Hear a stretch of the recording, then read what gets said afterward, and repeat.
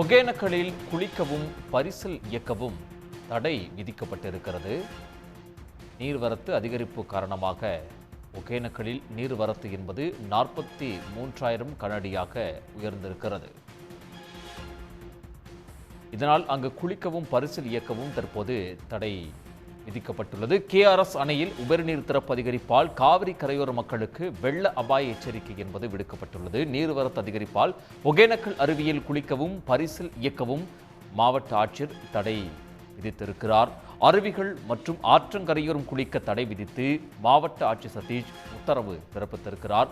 ஒகேனக்கல் காவிரி ஆற்றில் நீர்வரத்து 32,000 கனஅடியிலிருந்து 43,000 கனஅடியாக அதிகரிக்கப்பட்டுள்ளது. கேஆர்எஸ் அணையில் நீர் திறப்பு அதிகரிப்பால் காவிரி நீர்வரத்து 1,00,000 கனஅடியை தாண்டும் என்ற நிலை ஏற்பட்டுள்ளது. கேஆர்எஸ் அணையில் உபரிநீர் திறப்பு அதிகரிப்பால் காவிரி கரையோர மக்களுக்கு வெள்ள அபாய எச்சரிக்கை என்பது விடுக்கப்பட்டுள்ளது.